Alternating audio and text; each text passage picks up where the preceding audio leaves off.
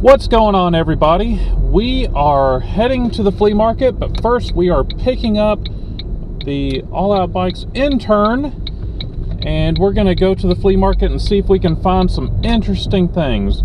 My wife has a list of things that she needs, and we're going to see if we can find a cool bike that we can buy and sell for a profit. We are at the flea market now, and we're going to go check out to see if we can find anything cool. We got Zeke right here. How you doing, Zeke? Hello. And then I got my son, and hello. We are here.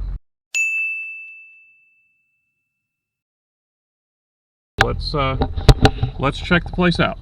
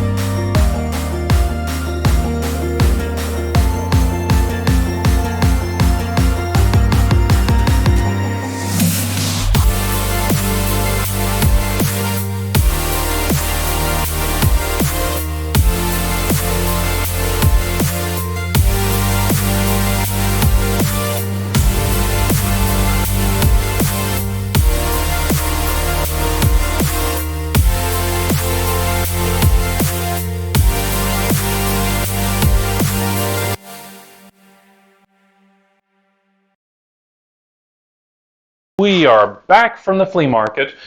We found some pretty cool things. Whenever we first went in, there was a Haro F2 that was right there at the first booth that we were looking at. The guy asked 20 bucks, and I'm thinking 20 bucks, that's pretty good. And I'm looking at the bike, and it's a nice Haro, but it's not a really high-end one. The guy was asking 20 bucks for it, but I was looking at it, and I was thinking, well, there's not a lot of money in it. I might just kind of skip it. And then I was like, okay, thanks. And I started walking away. And the guy was like, give me 15 bucks.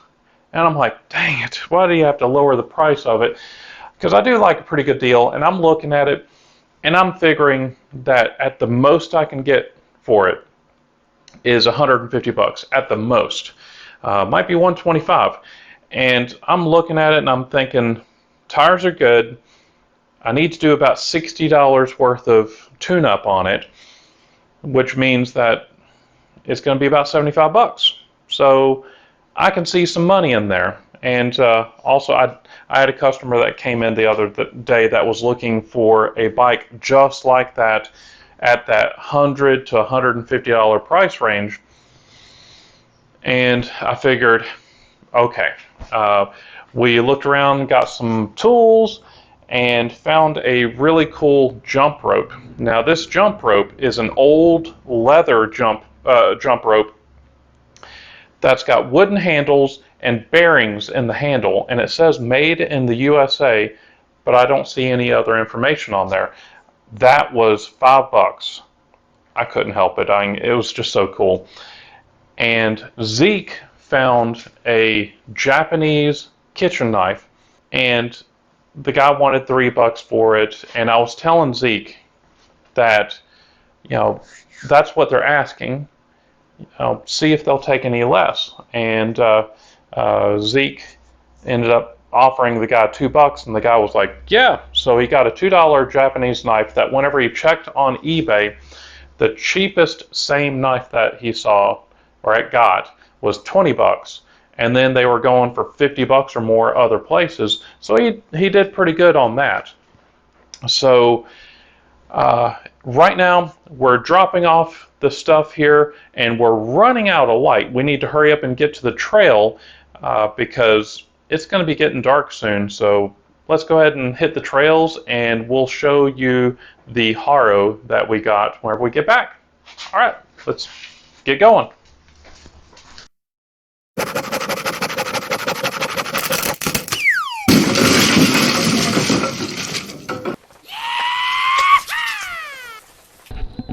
All right, everybody, we are out here at the trail and we're going to go try to go to the end of the trail and back before it gets dark. This is the Dund-Irwin Trail. We got Zeke over here, and we got John, and we got me. And let's walk over here, and you can actually see that the trail starts just right near here. But let's grab my helmet and set up the camera on my chest, and let's go ride. All right.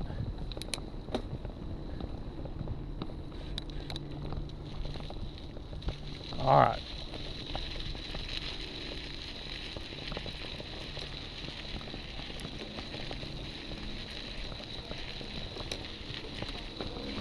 Oh, darn it.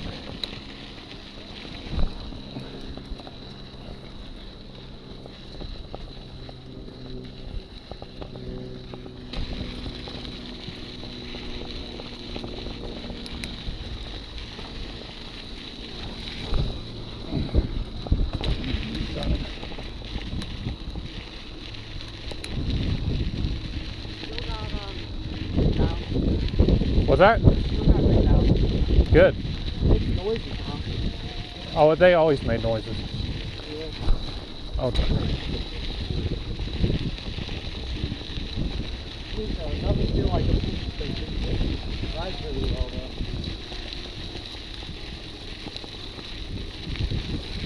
Oh, dang it. No, you're fine. Oh, well.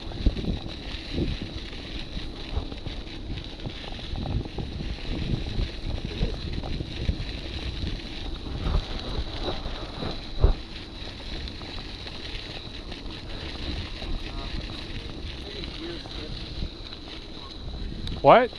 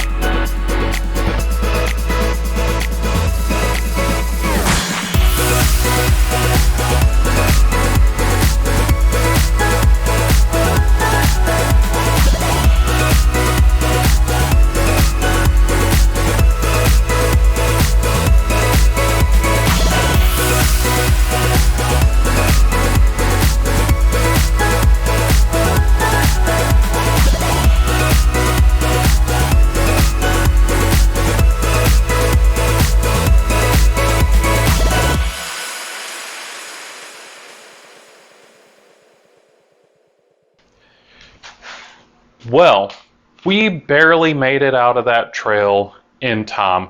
It got so dark. In the last few minutes, you could actually see that it got dark really quick. And by the time we got to the car, we could barely see ourselves. The trail starts in Dunn, North Carolina, and it ends in Irwin, North Carolina. So it's about 5.3 miles one way and 5.3 miles the other way. So we made it about 10 and a half miles, and it was a little chilly, but it was a great ride. It was relatively flat. The crush and run gravel was packed down good and hard, so you could actually ride as fast as you wanted to go. And we were probably averaging around 8 to 10 miles per hour. It was just kind of a leisurely ride, but a very enjoyable ride. Now, as promised, at the end of the video, we've got the Haro F-Series 2. This one is around a 2010, and I know it's around a 2010 because this is whenever they were still doing 48 spoke wheels on there, and they were using 14mm axles on the front and rear of the bike.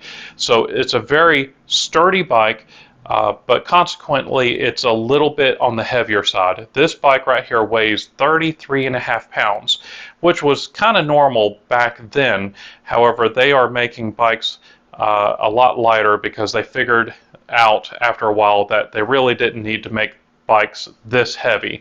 But this bike is going to make an excellent bike for a kid that's going to be a little bit rough, or maybe for a kid that's just wanting a cool looking bike to ride around the neighborhood and to kind of shred the recreational parks. But you're going to have a 1.1" threadless 4-bolt stem. You're going to have the full steel frame. It's going to have a chromoly down tube, chromoly 3-piece cranks. Just overall, a very sturdy bike. Can't forget the aluminum pedals. It's going to be a little bit of an interesting piece of BMX history whenever they were really overbuilding bikes, making them far beefier than they actually needed to. So if you ended up liking this video, please leave me a big thumbs up. Don't forget to tell your friends. Check out some of the other videos on the corner of the screen. Don't forget to subscribe, and I'll see you in the next one. Thanks.